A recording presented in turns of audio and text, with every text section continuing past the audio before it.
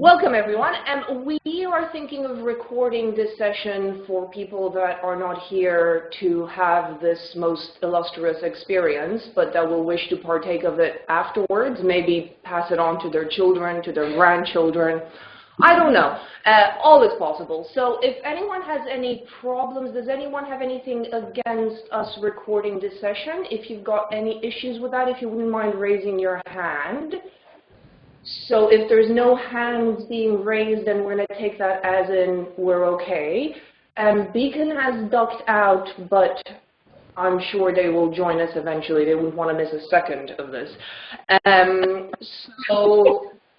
Okay, I am being vaguely sarky at the moment. It's not because I don't think this is a really important topic. It is. And it goes hand in hand with good governance and with the sustainability of your CRCs and also with the changes that you all have been making to your constitutions. So I think that's the first thing to mention, is that the changing and updating your constitution is just part one. So the next step is actually being in compliance with your own new constitutions and with the requirements of the Associations Incorporation Act. So the reasons why we've developed this training session and also the resource pack, the compliance resource pack, has, if you could just by a show of hands show me the people who have had a look at the compliance resource pack or who have. All right, so those are the favorites. Good job, excellent. I mentioned that it's important because there's no way we're going to be able to cover every single area in the training session. And also, while I see that there are some both managers and board members involved, this is really something that your management committees should be looking at and should be familiarizing themselves with. So it's great for everyone to be aware of what the compliance requirements are, and the reason for that is that breach of compliance, if you do something that is not in line with the new act, can result in quite hefty fines. And we will be looking at those fines, and we will be looking at what you can do to make sure that your center avoids those fines. And if anyone has any questions, just please scream out at any time during the session. We will also leave a few minutes at the end to have any discussions, you know, if you've got anything that you wish to sort of bring up to the group, bearing in mind that the session is being recorded. And obviously, if anyone has any questions that they want to speak to us about, you know, after the session, just give us a call. So with that in mind, Joe, you want to fire up the PowerPoint presentation? I do. This is the lovely Joanna. Sorry, the blank look on my face. I thought you were going to ask me to say something. My beautiful assistant. Yes, yes.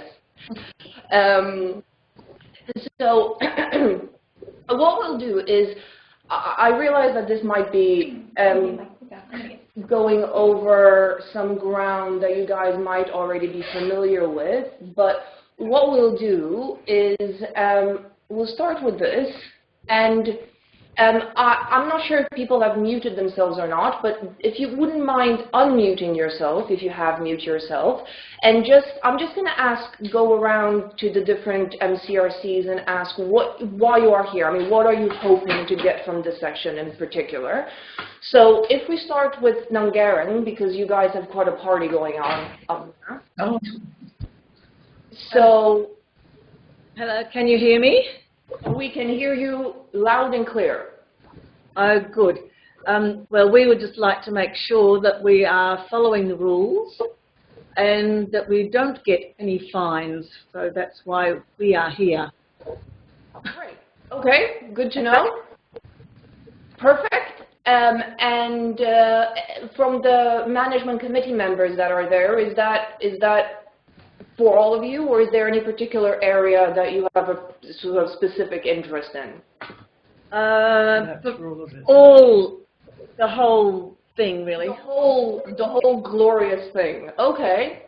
Thank you. You are also becoming my favorite. I'm cheap. My affections are easily bought. Jaramongo. Yes. Yeah, we're on the rein for the management committee. Yeah, just making sure that we all are, on board with everything that we're doing because everything's changing. Okay. And is the plan that you'll be passing this on to your management committee afterwards, or that they'll sort of go through the pack and sort of deal with it during their meetings or something? Yeah, no, the plan is that we'll disperse the information to the rest of the committee throughout some of the meetings. Right. Okay, brilliant. Beacon. I'm just filling in, waiting for the coordinator and the manager to come here. So I'm just All here and it's happening. All right, fair enough. Thanks. Brookton. Well, I'm new as of last Monday, so I'm just immersing myself in everything at the moment. And my who's our centre assistant is also in. So we obviously share all the updates today with our chairperson and our committee to ensure that we're compliant going forward. Excellent. Well, welcome on board. You have joined a pretty awesome network, so congratulations.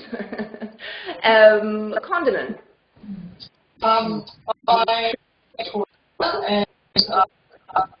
Policies are very old and have been led by previous coordinators and haven't really had any say in anything. So I've actually redone all the compliance policies with our them.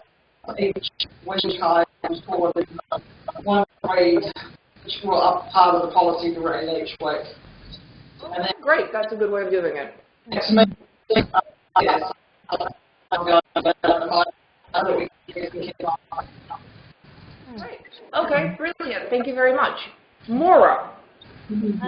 I'm the same as everyone, really, passing on the good information to my committee, and hopefully to pass them on to the rest of my community as well, because some of our community groups aren't really up to scratch just at the moment. So pass the information far and wide. Excellent. And Bonington.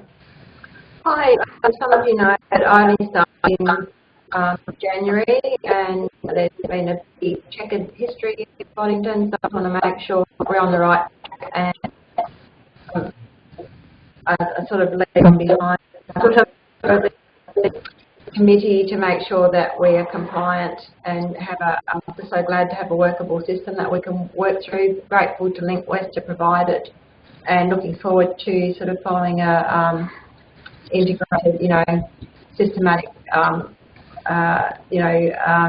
journey through the compliance pack. Brilliant. Thank you very much. So, just in terms of the background, the reason why we are here is because, as you all know, the Associations Incorporation Act brought in a few changes, and that has resulted in all incorporated associations in WA having to update their constitutions. Now, the deadline to update your constitutions and submit it to the department formerly known as the Department of Commerce, currently the Department of Mines, Industry Regulations and Safety, is the 1st of July 2016. I'm sure everyone here has started that process and potentially even completed it. The idea is that there has been a 3-year transition, and to change your constitutions, there is a process for that, but once that has gone through member approval, through a special resolution, you then submit it through the department, the department formerly known as the Department of Commerce.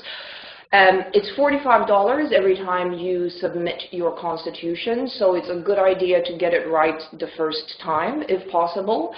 If constitutions are not compliant by June 2019, the model rules will automatically apply. The model rules, in the same way as Link West has a template constitution that we have developed that is suitable for community resource centers and neighborhood centers, the Department of Commerce developed a model rules, which is their template constitution that essentially is suitable for any incorporated group. So in terms of providing support to the incorporated associations in your communities, the model rules is the best resource for them if they don't have the time or the capacity to actually work through and rewrite their own constitutions. And that is all available online. So in terms of the choices that you have, it is the model rules. You can update your own constitution based on the template constitution that Link West has provided, or you can update your constitutions independently with a consultant or just your management committee if there's enough kind of capacity to do that through your management committee. The way to then actually finalize and formalize those changes is either by special resolution through member approval or through the powers granted the board, so management committees. When I say the board, I mean management committee, so they're sort of interchangeable terms that we'll be using.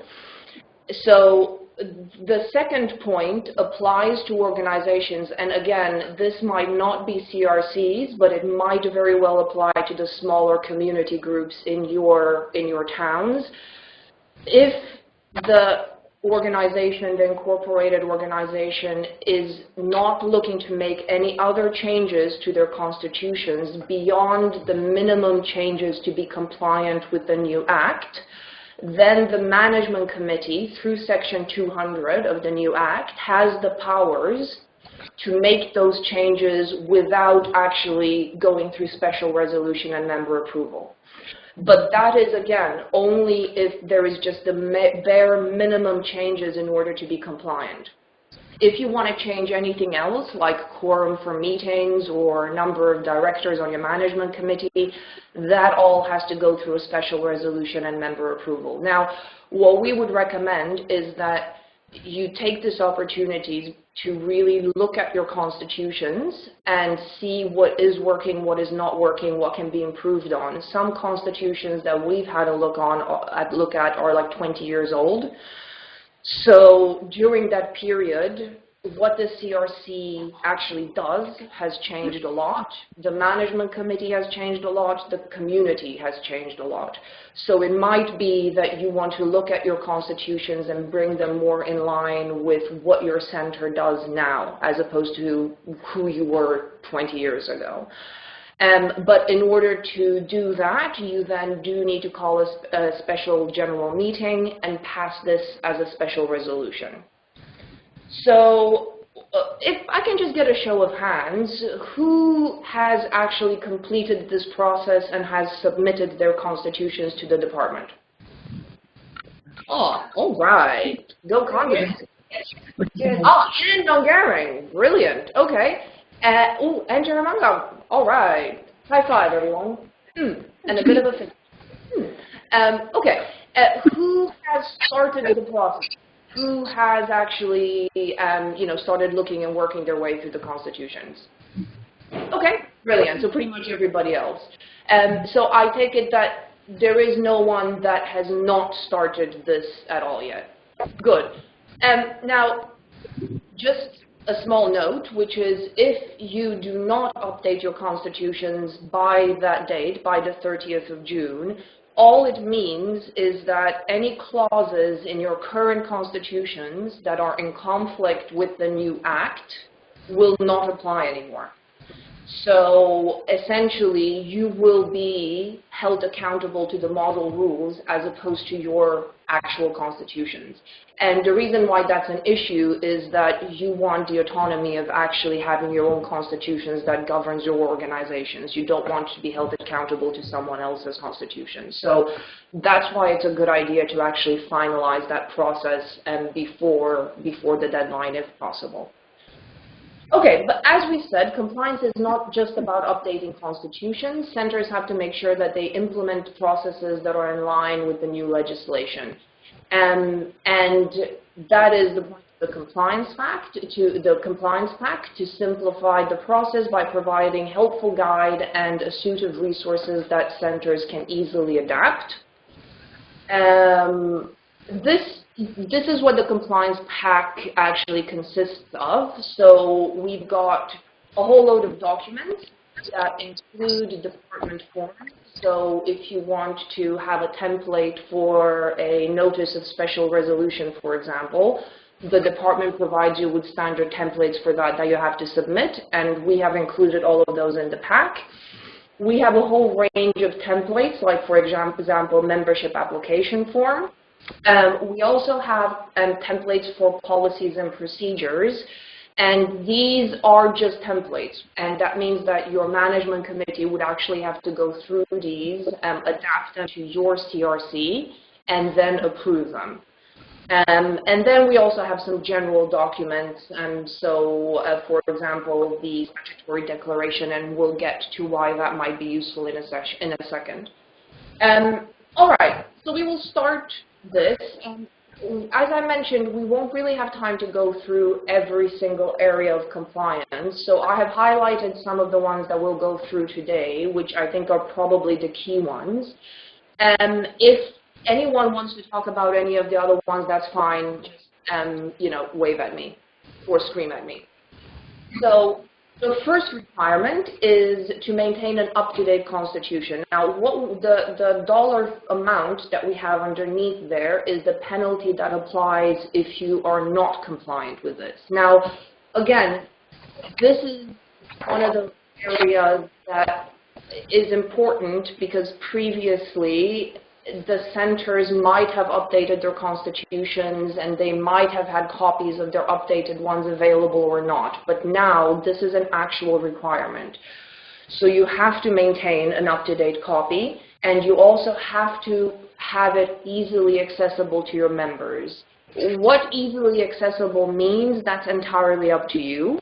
You can have a copy at your CRC that's just there for any member to come and have a look at.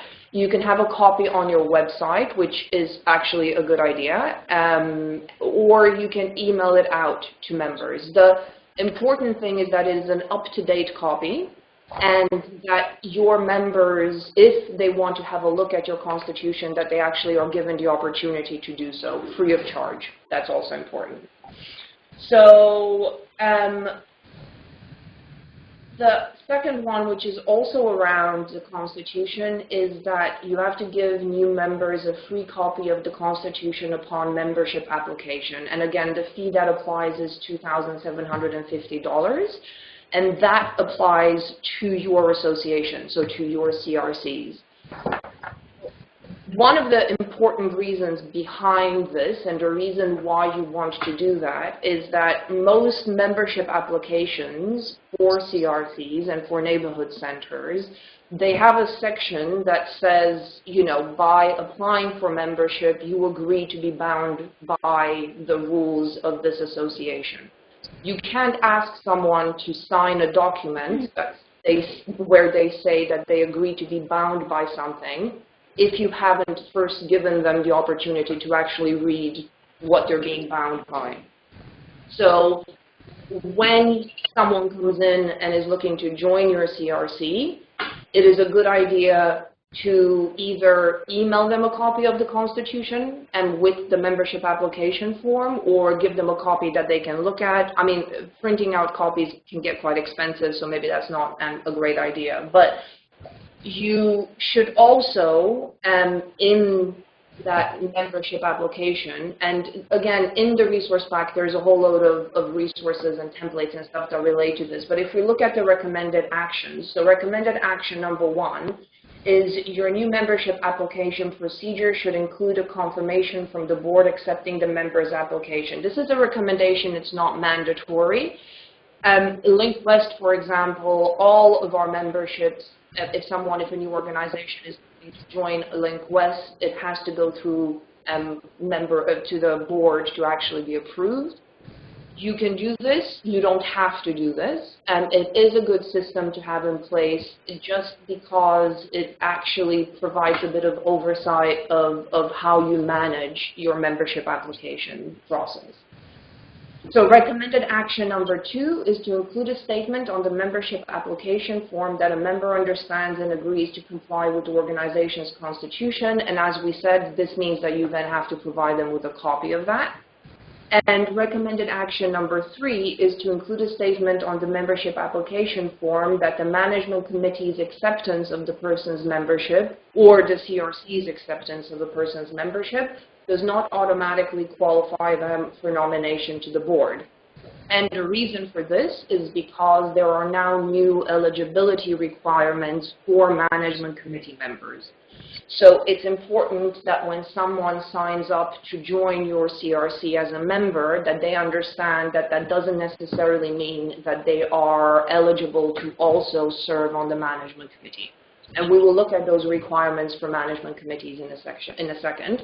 And any questions at this point, or any observations, or, I don't know, witty anecdotes? No? Okay, we push on. The next requirement is to maintain an up-to-date members register, recording any changes in membership within 28 days after the change has occurred. And again, there's the fee that applies to the organization. The recommended action is to include, obviously, have a members register. Again, how that members register looks depends on your organization. Link West has a CRM, so that is a online system where we manage all of our membership.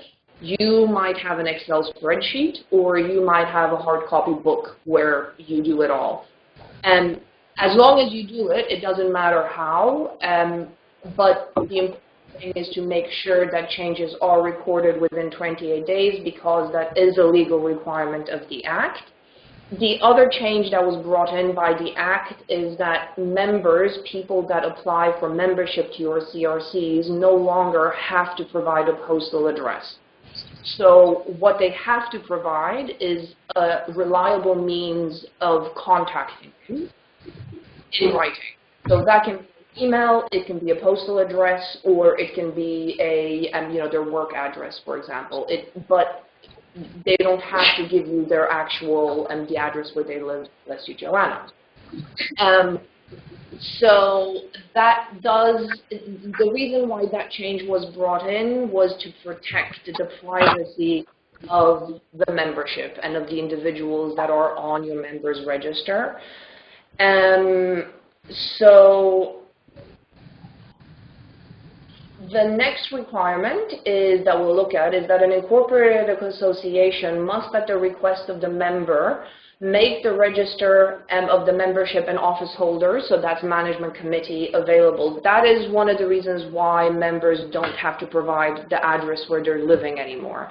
That is because if I am a member of, say, Mora CRC, I can request to inspect a copy of the members register.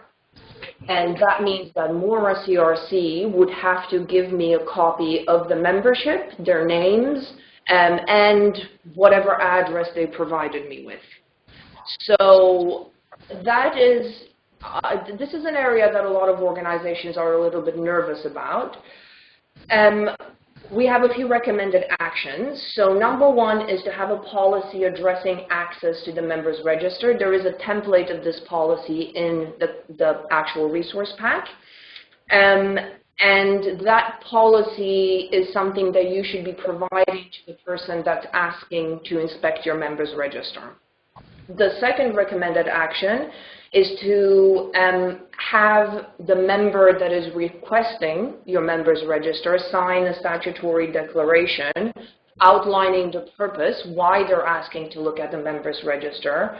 And also, they have to confirm that the reason why they're accessing that members register is to do with the incorporation. So again, if I'm a member of Mora CRC, if I am super unhappy with the way the management committee is doing their business or addressing some issue, I have a right to access the member register and to contact the members to, for example, call a meeting of the membership because I'm unhappy and I want to address an issue. I am not allowed to access the members register to contact them because I want to sell my fancy plastic trees and at a special price for the community. So you are not allowed to contact the membership for commercial reasons or for political reasons, but you are allowed to access that if the reason why you're contacting the members has to do with the affairs of the organization, with the association. And that's the reason why having a statutory declaration is useful. It protects the CRC from risk, and it's good practice. And it's also a way of informing the person that is asking for access to this of what the requirements are. And the other recommended action is to ensure that your board is trained on the appropriate response should they be contacted about the incorporated association. So that means that if a member does get access to the members register and they decide again that they're unhappy about some aspect of the way the CRC is being run, and they start calling your management committee members, your management committee needs to agree on what the appropriate response is, what the appropriate actions are to dealing with that. Because you want the management committee to be speaking with one voice, and you don't want the you don't want the treasurer to say one thing and then they phone the vice chair and they say something else. So that is a good conversation for the management committee to have amongst themselves, which is if we receive a call from someone, from a member who is unhappy, what is the process? How do we deal with it? Any questions? Yes. Yes, go for it. Okay, the template or the what's on the screen at the moment, the pink and the blue, is that in the is that separate, or is that form part of the compliance pack? It certainly does, yes. So that is the main section of the compliance pack, which you can't see because I'm a tiny speck on your screen. But it is the area that says Associations Incorporation Act 2015 list of penalties. So that list of penalties goes through all of these sections. And also there is a summary of penalties that is just a big spreadsheet, basically, that has a summary of all of these topics on it. Yeah, well, actually, it's great. It says it in the training manual. Sorry, just if you wouldn't mind repeating, you were cracking up a little bit. Okay. The required is that also in the compliance manual, set out exactly like that, or is it just as it appears in the list of penalties? No, there is the summary of penalties. That is the Excel, that looks like an Excel spreadsheet, like a big one. And that summary is set out exactly like this. So that's where the components of this training session have been taken from. It's from that spreadsheet.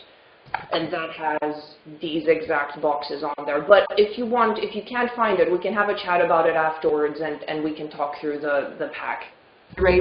Start right from here. Okay.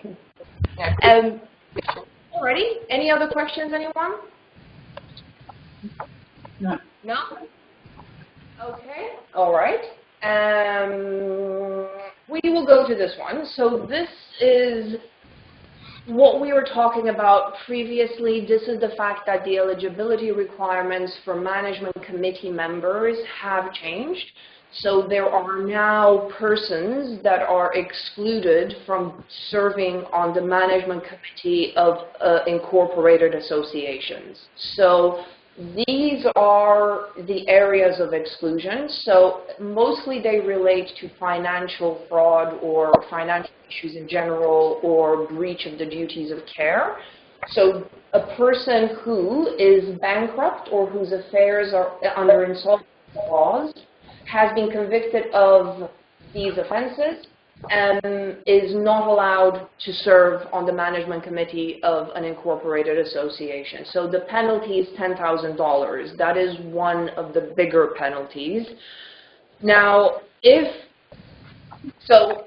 you are allowed, if, for example, you have someone currently on your management committee that, because of one of these reasons, should not be on your management committee, you can request from the commissioner special permission to actually keep them on your management committee.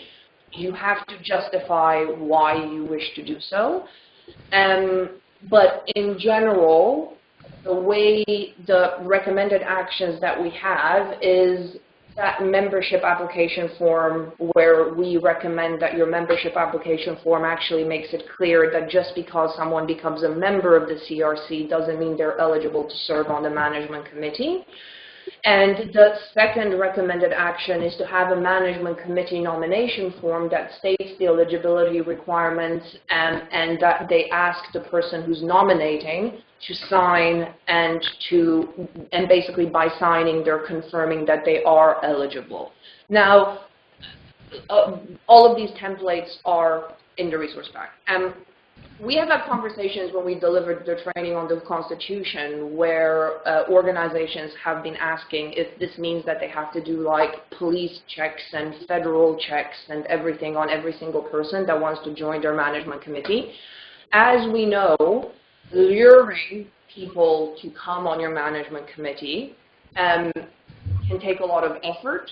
And so we obviously, it's not a case of making your life more complicated. It is important that your management committee members are aware of this, but the onus is on them to confirm that they are eligible. And that is why by having them in form where they are informed of the requirements, and by signing they say that they are eligible and are good to go, that is all you have to do as a CRC, as a center. And you don't have to take on any sort of complicated background checks or anything like that. And the idea is that the person that nominates, they know their circumstances, they know if they're eligible, and it is their responsibility to inform you if they are not. Questions? Someone has a question? Yes. With the register of members, on the as members of the CRC or management committee, how far back do you need to go to record them? Is it just from, as in the date of lodging your new constitution, or do you have to provide it, you know, the members, because members have changed? Yes, so these are two slightly different questions. Number one, when you provide your updated constitution to the department, they are not asking to see your list of membership or management committee members.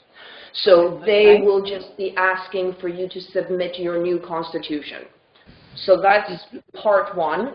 Part two, in terms of your members register and the register of your management committee members, you have to have it up to date to the reality as it is reflected at this point in time. So if I was to come and have a look at your members register right now, I would not be expecting to see people that were a member of Nungaring CRC 20 years ago and that have moved from town and are no longer members. What I would be expecting to see is who are your members right now and who is on your management committee right now. If that changes, so if a member was to stop their membership or leave town or something, then you would have 28 days to actually update your members register to reflect that. Does that make sense? Yes, thank you. Now, is that just an in-house thing where we update our membership? Do we have to let the department know that people have changed? Absolutely not. No, that is just an in-house thing. So that is just for you and for your processes. The legal requirement is that you implement those changes within 28 days. So if your membership changes, if someone new comes along or if somebody leaves, you have to change that within 28 days, but that is just internally. That is between you and your conscience. The only time when that is greater than between you and your conscience is if someone in your community was to have an issue with, or a disgruntled former employee or something, was to actually report you to the department, in which case they would be obliged to ask for these documents. And if they ask for these documents and you are not compliant, that is when the penalty applies. But you are not expected to let them know every time there is a change. Definitely not. Okay, thank you. That's all right. Anyone else? Anyone else? Okay. So, this is a good one, and I've got an anecdote here, guys, so everyone get comfortable. This is around director resignation and the requirement. And again, just to make it very clear, when we talk about the requirements, these are the requirements as specified in the actual piece of legislation, in the Associations Incorporation Act. So these are legal requirements. They're not, our interpretation or something of it. These are the actual requirements as they stand in law. So once a director, so that's a management committee member, has ceased to be a member of the management committee, they must return to the association within the time frame stipulated in the association's constitution, all the relevant documents and records. There is a $10,000 penalty, and that is a personal penalty to the person that is in breach of this area of compliance. The anecdote. Many, many moons ago, imagine a sunny day in WA, and we were in one of the many beautiful regional communities delivering training to not a CRC, but an association that shall remain nameless. And they brought out the following problem, which was they had a treasurer on the management committee who had a number of conflicts with the rest of the management committee, and they stepped down from the management committee. However, as treasurer, they had all of the association's books and bank accounts and all of that in their possession because they were dealing with the banking and those kind of things. When they stepped down as treasurer, they refused to return those books back to the association and demanded that they were given a job, an actual paid job, as financial administrator in order for them to actually give those books back. So I'm not saying that anyone in your communities will ever do anything like that, but this area of compliance specifically relates to that kind of behavior, and it means that if you step down as a management committee member, it's not just sort of common courtesy to return the documents and anything that you have that relates to the affairs of the association. It is an actual legal requirement now. And when we talk about the time frame stipulated in the association's constitution, that time frame is up to you. So if you are an organization that deals with very sensitive information, then it is fair enough to make the time frame quite short. So you might want to say they are expected to return those documents within 5 days. If you have a bit of leeway and the documents and your membership is not that vulnerable, then you might say 1 week, 2 weeks. That is up to your management committee to decide what is a reasonable time frame. So the recommended action 1 is to advise all directors, so all management committee members, of this requirement and also include it in your induction and exit procedures. That is one of the things that we do recommend, and anyone that has done governance training with us, that's one of the areas that we cover. That's board induction, and this is one of those things that should be written in your board induction. So your management committee members should be aware of this when they actually step onto your boards. And also to include the recommended action number 2 is to include a statement in the management committee member code of conduct or confidentiality agreement, which they have to sign before commencing the role. So, like with insurance, all of these areas of compliance and all of the policies and procedures and all of the recommended actions that we mention here, they might seem like they create more work, and in some ways, yes, they do. But the thing is, when you have an issue, they will actually save you a huge amount of work and heartache. So that is why it is really important to deal with these things and to have the systems in place so that, because nobody thinks that anything will ever go wrong at their organization, and usually everything is wonderful until it isn't anymore. And at that point, you will rely very heavily on the systems that you have in place, on the policies and procedures, etc.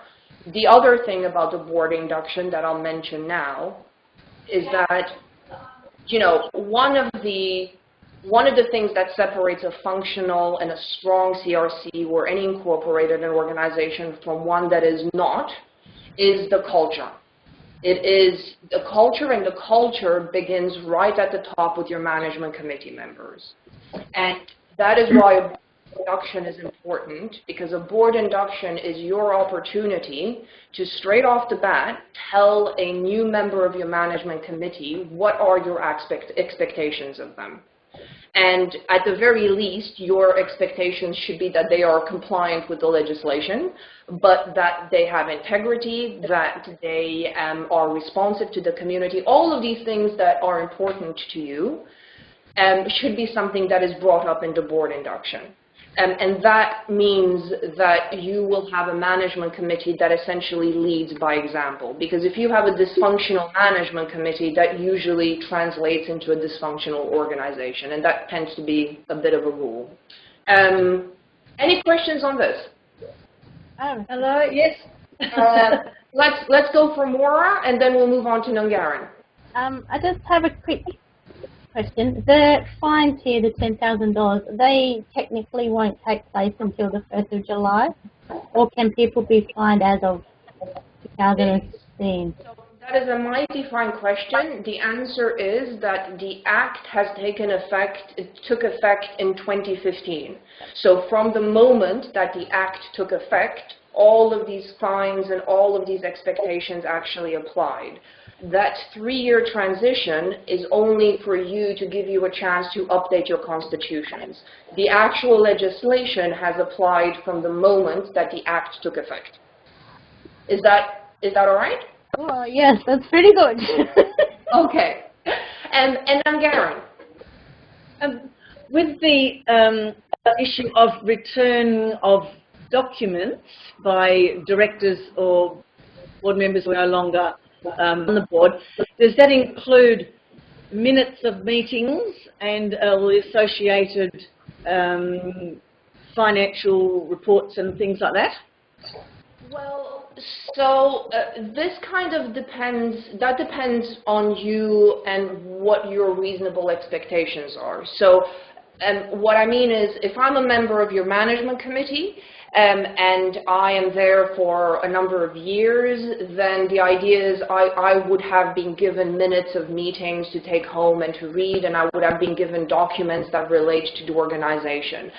It is not exactly reasonable for you to ask that I give all of these back to you, because some of these might be in electronic form, some of them might have been left at my aunt's house or whatever, right? What is a reasonable expectation is that if, for example, your secretary is the one that holds your members register, they then have to return that members register. So it relates to the documents and the kind of, you know, anything that is required for your organization to undertake its business. So if the treasurer has, you know, possession of some kind of, I don't know, your written reports, for example, and you need those reports to actually do your business, then they have to return that within the time frame stipulated. If your treasurer has just been given a printout of a bank balance or something, and because they're on the board, they don't necessarily have to return that. Does that make sense? I think so. Thank you. So it's only the kind of stuff that is necessary to your management committee and to your organization in order for them to continue, you know, running as an organization. So, you know, the example that I used with that organization where the treasurer kept the financials, those were not just copies of reports. Those were the physical books of the organization. So they weren't doing it online. They had physical books with all of the banking and receipts, and the treasurer kept those. And those are essential for the organization to be able to do their business. So that's why it was an issue that they essentially were keeping those hostage. Is that all right? Yes, thank you. Anybody else? Anybody else? No. Alrighty. Participating in meetings. So now we move on to conflict of interest. So any member of the management committee who has a conflict of interest must declare it to the management committee as soon as they become aware of it, and the conflict of interest must later be disclosed to the members at the next members meeting, so for example, the AGM.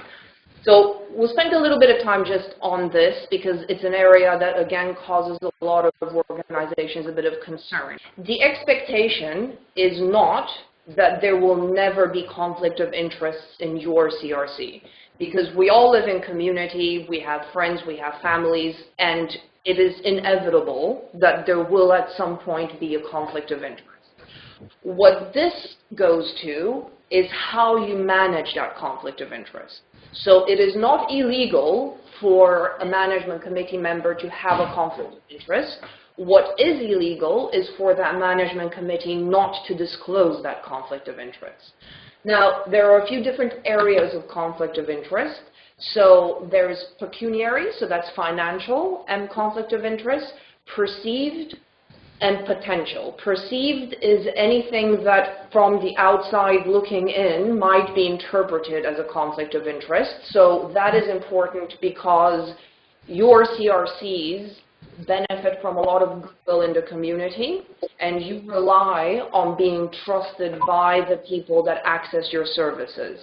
If there is a perceived conflict of interest, whether or not it's true, it will affect your reputation in the community. So it is important to deal with that, even if it might not be an actual conflict of interest. And the potential conflict of interest is one where there is a potential. So it might not be one now, but in the future, this issue, this topic, might turn into a conflict of interest. Now, the difference that the new act has brought in is the requirements on disclosure. So essentially, conflict of interest on the management committee level have to be disclosed twice. The first time is at that meeting where the management committee member becomes aware of the fact, they look at the agenda and they see that they have a conflict of interest. They have to disclose this, and it has to be minuted as a conflict of interest. The way that we recommend that you deal with this is that you have a standing item on your management committee meeting agenda that just says conflict of interests. And that means that you begin every single meeting of your management committee by asking, are there any conflict of interest in relation to the rest of the agenda? And that means that everyone has an opportunity to think about it and disclose it if that happens to be the case. The second time that a conflict of interest has to be disclosed is at your next meeting of your membership. So for most CRCs, that would be your annual general meeting. And again, the way we recommend that you do that is that you have a standing item on your agenda for your AGM that says conflict of interest for the year from the management committee. Again, we've got templates and all of that in the resource pack for you that you can use. And you don't have to, if you provide a list, so like a register, and again, that is a good process. So once a management committee member declares a conflict of interest at a meeting, it is minuted, and then it is entered in some kind of conflict of interest register, and that register is then presented to the membership at the next meeting. You don't have to talk through every single one. You just have to provide your membership with the register and tell them what the issue was, essentially. And if you have it on the agenda, again, then it's something that you will bear in mind, hopefully. So the recommended action 1 is to make sure that your management committee is aware of this. So again, it's to make sure that they are aware of the fact that the expectation is reasonable and that they are not going to be in trouble. They're not going to get a $10,000 fine just for having a conflict of interest. It's about actually disclosing it and making sure it's dealt with properly. Does that make sense, everyone? Yeah. Okay? Yeah.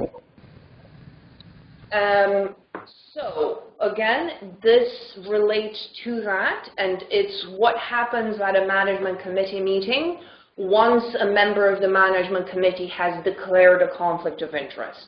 So in the resource pack and also in our template constitution, we have a process, but the legal requirement is that if a conflict of interest is raised, the management committee member should leave the room while the matter is being discussed and voted upon. So this means that once the management committee member says, I have a conflict of interest in regards to agenda item number 6, once you get to agenda item number 6, that management committee member with the conflict of interest should not be allowed to be part of the discussion or part of voting on that. And again, this is a useful thing to have in your induction, and if you've got a meeting procedure, we've got templates for that in the resource pack. It's, again, important to have that in there so that people have the right expectations, and so that, you know, when a management committee member is asked to leave, they know that it's happening, so they take it personally or they're not offended, you know. So the next area of compliance relates to the mindset of the director and the way that they go about their business. So directors must take their role seriously, and the way of taking their role seriously means that they'll be exercising their duties with due diligence and care, exercising their duties in good faith and for proper purpose. Proper purpose means for the purpose of your CRC. So personally, I think that that is the most important point to be made, which is if you as a director, as a management committee member, can demonstrate that the actions that you took were in good faith and in the interest of your CRC, of the organization you're serving for, you are essentially protected by the incorporation and by law. So you have to always act in the best interest of the organization. You don't really exist as an individual on the management committee. You exist as a proxy of the membership who have handed over the responsibility of running the association to the management committee.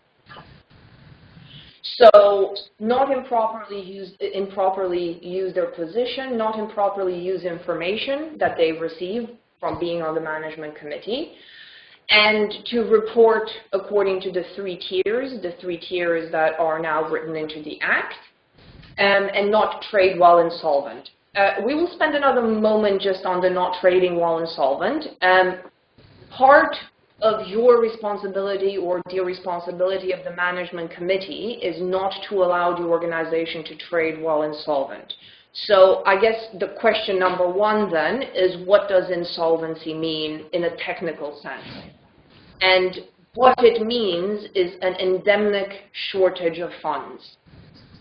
So that basically means that it is a shortage of funds that will mean that in the future or in the present, you will not be able to meet it. It might be that at the moment, you still have $10 in your bank account. That is still insolvency, because you then will not be able to pay your staff in 2 weeks' time.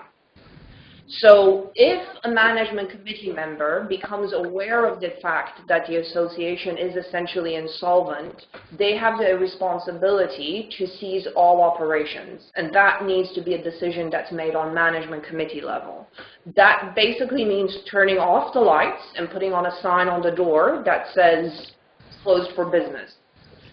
It is harsh, but it really is something that management committee members specifically need to be aware of. So the attitude that, well, if we're just given another month, we'll be able to work our way out to it, that is in breach with the Act, that is in breach with legislation. So you have to, as a management committee member, have an understanding of what the association's finances look like, and are you able to meet your debts in the future? And when I say debts, I mean everything. I mean paying staff, paying the super, paying your tax obligations, or buying a paperclip. So whatever it is that you need to do.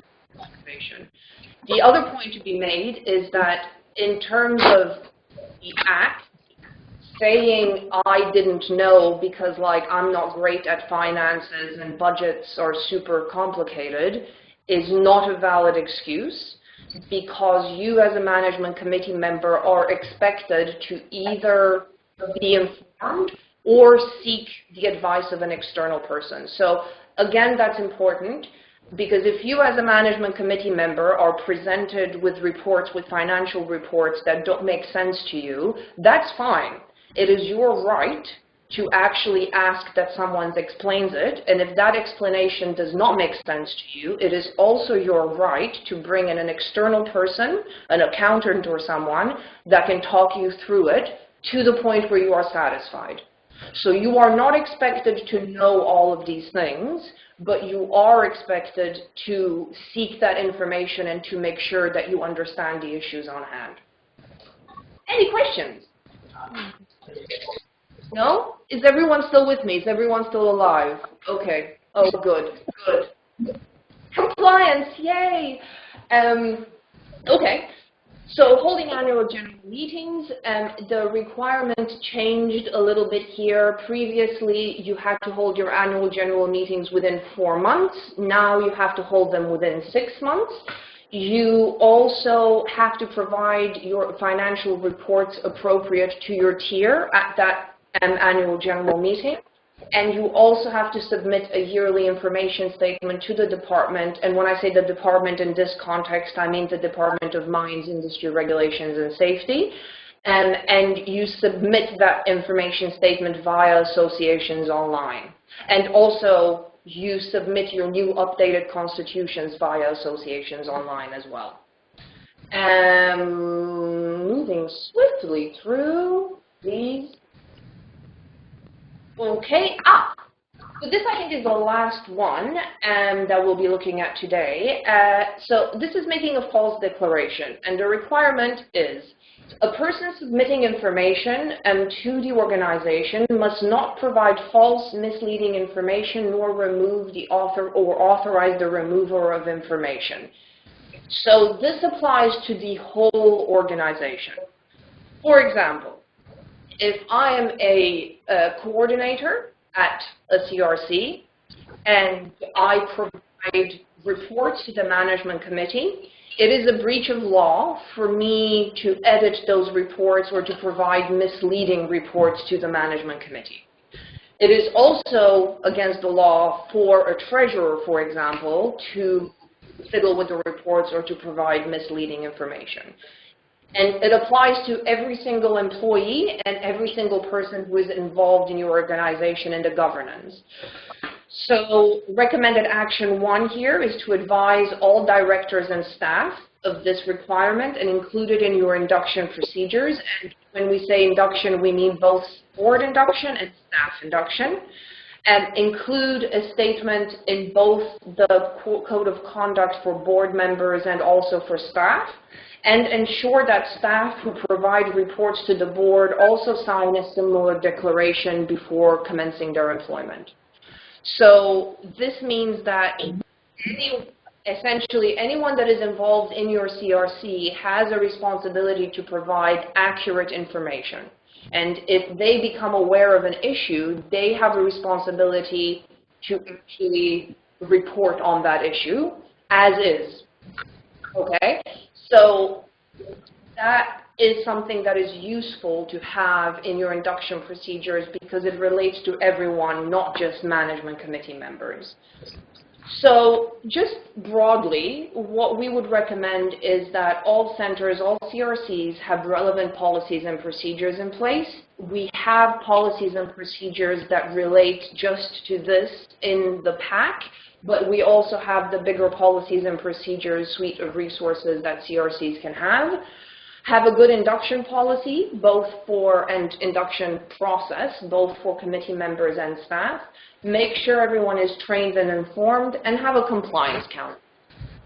So with 3 minutes to spare, any questions or observations? Yeah, where can we find the compliance calendar? The compliance calendar we don't have a template for, so this is something that we recommend that you as a CRC put together. Yeah. Anybody else?